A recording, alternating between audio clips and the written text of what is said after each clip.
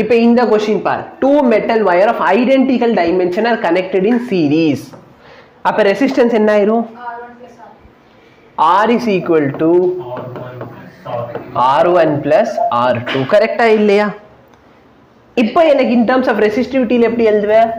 rho L by A equal to rho L1 by A1 plus 2 by A. But என்ன சொல்லிட்டாங்க கொஸ்டின்ல? Identical dimension. Identical dimension என்ன அர்த்தம்?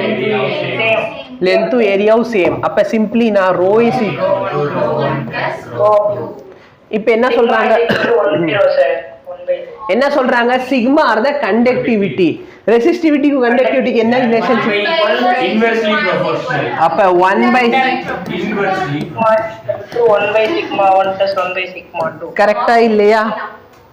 sigma 1 sigma 2 sigma 2 by sigma 1 plus sigma 2. அப்ப என்ன resultant என்ன? sigma 1 sigma 2 divided by sigma 1 plus sigma 2. Okay, இந்த இடத்துல தான் நம்ம பண்ற ஒரு பெரிய மிஸ்டேக். என்ன நல்லா பார்த்தனா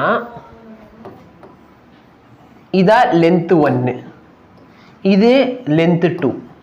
சரியா? புரியுதா இல்லையா? Length 1 length 2. இப்போ டோட்டல் நான் சீரிஸ்ல ஜாயின் பண்ணிட்டேனா the total length எதுக்கு ஈக்குவலா இருக்கும்? L1 plus L2 க்கு ஈக்குவலா இருக்கும். அப்ப நான் இந்த இடத்துல லென்த்தை கேன்சல் பண்ணிருக்க கூடாது. கரெக்ட்டா இல்லையா? கரெக்ட்டா இல்லையா? அப்ப ஏரியா சேமா இருக்கு. ஏரியா நல்லா பாரு பாப்பா, அதுதான் இன்னைக்கு பண்ணி காமிச்சேன் அவருக்கு. ஒரு இது காலத்துல இன்னொரு இது சேம் ஏரியா, பட் லென்த் டிஃபரெண்டா இருக்கும். அப்ப இந்த இடத்துல ரொம்ப சிம்பிளா யோசிச்சேனா என்னோட டோட்டல் லென்த் வந்து L1 plus L2. If I say L1 equal to L2 னு சொன்னா என் டோட்டல் லென்த் பார்த்தனா இதுக்கு 2 டைம்ஸ் இருக்குமா? கரெக்டா இல்ல? என்ன சொல்றேன்னு புரியுது? L dash பார்த்தனா 2 டைம்ஸ் இது இருக்கும். அப்ப L dash பார்த்தனா இதுக்கு 2 டைம்ஸ் இங்க 2 போட்டுக்கலாமா? புரியுதா? ஏன் 2 போடுறேன்னு புரியுதா? யாராச்சும் இந்த லாஜிக் யோசிப்பீங்கன்னு யோசிச்சு ஆனா யாருமே யோசிக்கல, நோ ப்ராப்ளம். இப்போ இதுக்கு என்ன வரும்?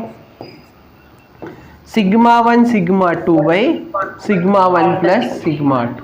அப்ப ஃபைனல் சிக்மா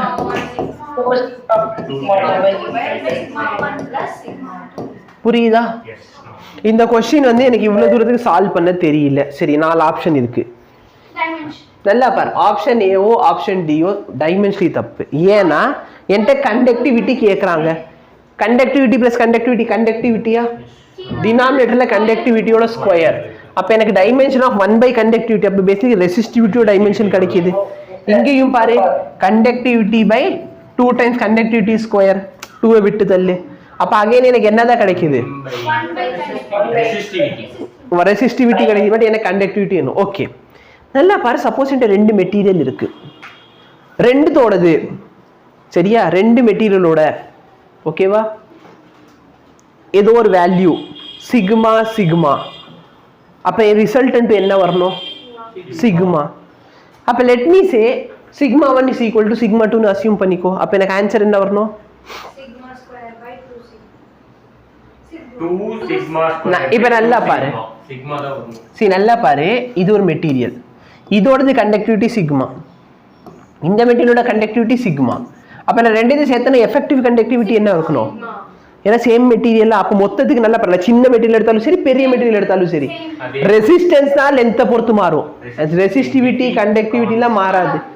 அப்ப நான் இது வந்து நிறைய டைம் சொல்லியிருக்கேன்னா என்ன பண்ண போறேன்? ரெண்டுத்தையும் ஈக்குவல்னு அஸ்யூம் பண்ணிக்கோ. ஈக்குவல்னு அஸ்யூம் பண்ண அதே வரணுமா? இப்போ 2 நம்பருக்கு ஆவரேஜ் எடுக்க போறேன்னு வச்சுக்கோயே, ஒரு நம்பர் வந்து ஒரு நம்பர் சம் எக்ஸ், இன்னொரு நம்பர் சம் ஒய்.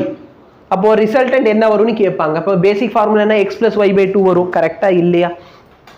ஆனா உனக்கே தெரியாது எக்ஸ் பிளஸ் ஒய் பை 2 எப்படி வந்துச்சு. ஓகே, நீ என்னன்னு அஸ்யூம் பண்ணிக்கோ, ரெண்டுமே எக்ஸ் எக்ஸ்னு வச்சுக்கோ. அப்போ அதோட ஆவரேஜ் என்னதான் வரணும்? எக்ஸ் தானே வரணும். புரியுதா இல்லையா? அப்ப எக்ஸ் எக்ஸ்னு போட்டு பார்த்தேன்னா 2x by 2. அப்ப எக்ஸா? அப்ப இந்த இடத்துல என்ன போட போற? சிக்மா சிக்மான்னு போட்டா ஆன்சர் என்ன வரணும்? இங்க போடு, sigma square by 1 by 2 sigma. அப்ப சிக்மா பை 2 வருதா? அப்ப தப்பாயிருச்சா? மிச்சம் இருக்கிறது ஒரே ஒரு ஆன்சர். 2 sigma by 2 sigma. புரியுதா? வந்துச்சு அதே ஆன்சரு? எஸ்.